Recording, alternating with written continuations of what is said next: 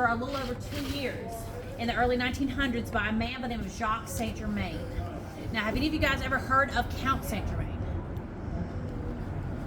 If you haven't, y'all, he is believed to be one of the earliest recorded vampires in history. Okay. Now, with that being said, when Jacques made his way here to New Orleans, he claimed to be a direct descendant of Count St. Germain. And now, knowing what they did about Count St. Germain here in New Orleans, they were like, oh, that makes a lot of sense. Because y'all, the Count was described to be in early to mid-40s. Okay. Now, he would pop up initially in King Louis XV's era. Okay. But now he would continue to pop up for several years after that, seemingly never aging. Now, at one point in time, they said that somebody asked him how old he was, and he claimed to be, 88 years old, and they said he didn't look a day past 40. So I need that man's skincare regimen right now, okay? But now, in addition to being described as early to mid-40s, it also was described as very attractive, okay? Casanova called him a ladies' man at one point in time. Now, he also was said to be very worldly, knew a bunch of different languages, even ones that were considered to be dead languages. He was believed to be able to speak fluently ancient Sanskrit. Now, he also was said to play pretty much every string instrument there was available at that time with above average talent.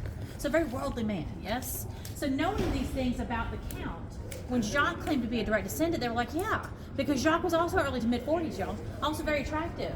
Also knew a bunch of different languages and played his violin religiously, okay? Now, Jacques also would, after some time, become known for his parties. Now, Jacques would throw these lavish affairs for those that he deemed interesting. You did not have to be wealthy, all right? So all of us in this group would have an invite. Watch out, y'all. Make sure we got some room, please. Thank you so much. So in this case, he was more kind of about, I guess, getting to know people in the city, all right? Now, for his party guests, y'all, he would have food catered from Antoine's. Now, Antoine's still exists today. It's on St. Louis Street here in the French Quarter. It is the oldest family-owned restaurant. It was founded in 1840. Now, in this case, food from there, but also a fully stocked open bar. So whatever kind of booze you might want, he had it. Okay, now he had all these goodies for his party guests, but they began to notice that he was never partaking in any of it, y'all. Okay, as a matter of fact, they claimed that he was not even really an active member of the party. He'd kind of be on the outskirts of the crowd, people watching. Now, they also claimed that more often than not, you could find him in his study having a one-on-one conversation with somebody, and he would carry around with him all night a gold chalice that was filled with red wine, and he'd sip on that red wine all night. Okay, so in this case, after a couple parties, y'all, they began to wonder what it was about that wine, because that was the only thing he ever drank. So they did, or somebody did, pluck up the courage one night to ask him for a glass of wine. Now, when they asked, he said, look, there's not a lot of this wine left. It is from a family vineyard that has since burnt down. It's very sentimental to me. I want to be the one to drink it, okay? And he also would tell them, it's not even that good. You want better wine, go to the bar and get you a glass of wine. Now, they would kind of follow away in the back of their mind, y'all, but continue to wonder what it was about that wine, why that was the only thing he ever drank. So, y'all, we're going to fast forward a few years to 1903, and the very last party to ever take place in this building under Jacques' tenure. Now, for that party, in addition to the food and the booze, he also hired ladies of the evening to be entertainment. Now, when this party took place, y'all, we were in the midst of a time period where we had the first and only legally sanctioned red light district here in New Orleans. It was known as Storyville, okay? So that ran from 1897 to 1917. So he basically hired these ladies from the brothels out in Storyville. Now, when the party was over, okay, everybody goes to leave, including the ladies. But one of the ladies does stick behind because she's going to collect payment. She tells the rest of the girls, hey, y'all head on back, I'll see you later. But now, roughly about 45 to 50 minutes after she sent those girls back, she was seen hobbling into the police department covered from head to toe in blood. Now, when she gets in there, she's hysterical, okay? She's claiming that she was attacked by Jacques St. Germain and that he had attacked her with what she described as inhuman speed and that he began to try to bite her. Now, she claimed the only way she was able to escape that assault was somebody had knocked on the front door, which did distract him long enough for her to be able to jump from the second story. Now, this is apparently where that leg injury comes into play, y'all, okay? But the police at this point are looking at her like she's insane because they know Jacques. They cannot imagine he would be capable of anything like this, right? But now they do have a woman covered in blood in front of them telling them specifically it was him. So they have to at least ask him about it, right? See how they come out here, they bang on this door, and when Jacques answers, they can tell by looking at him that he's very tired but also still quite drunk, okay? So they're pretty sure they're not getting a whole lot out of him. But they go ahead and decide to tell him what's being said. And then they ask him, is this what you remember happening? And he says, no, that's not what happened at all. He said, I did hire these ladies for the evening. She was waiting for payment, but she was trying to extort me. She wanted more money than what we had agreed upon. And I told her I was not going to pay it. Now, according to him, she looked at him in his eyes and said, well, you're going to regret that.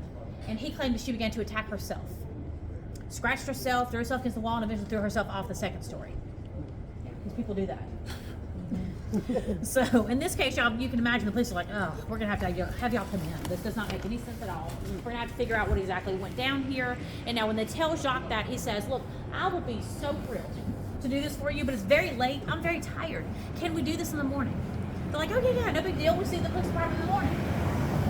Y'all think he was there? Nope.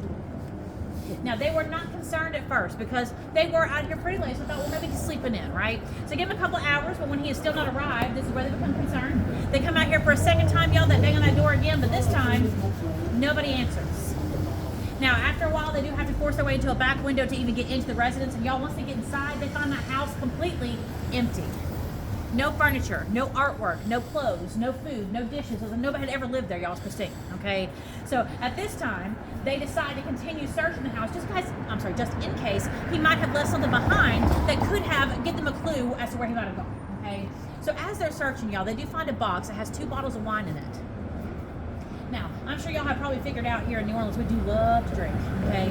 So when they saw this wine and realized it was the wine that I was always talking about, they decided they had earned themselves a break. So one of the officers pulls a bottle of wine up out of the box. He opens it, tips it back, takes a nice healthy swig, and then immediately spits it right back out. Now, in his shock, y'all, he drops the bottle.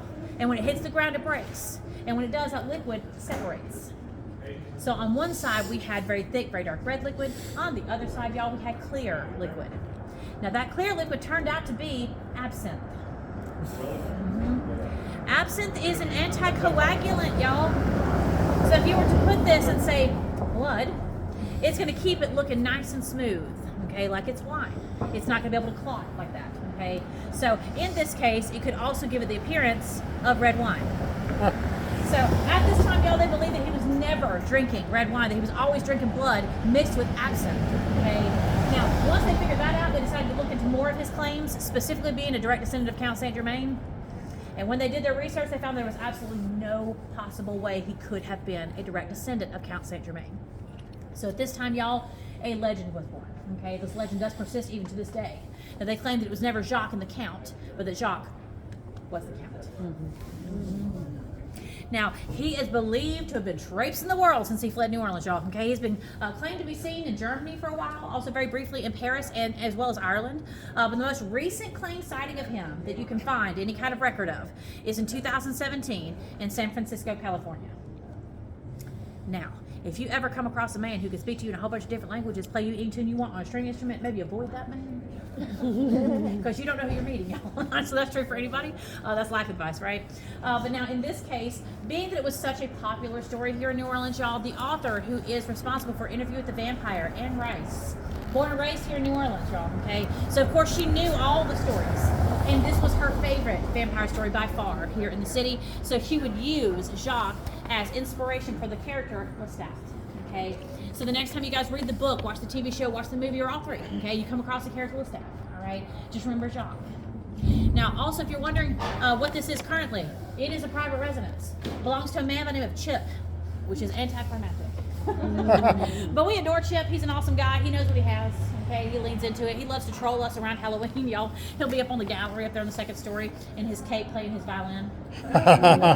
So we adore him. He's awesome. If y'all ever do get a chance to kind of be in the city when he's here, which I believe he might be, because usually the lights are off when he's not here. And he also keeps the curtains closed when he's not here. So he might be here right now. But this is not his full-time residence, so it's kind of a gamble, you know. But he is known to open the doors on occasion, allow people to walk in. He also, about 8 years ago when he bought this house, y'all, they found extra square footage behind a literal bookcase. Ooh. Like you pull the book and it, yep. So very interesting residence all the way around.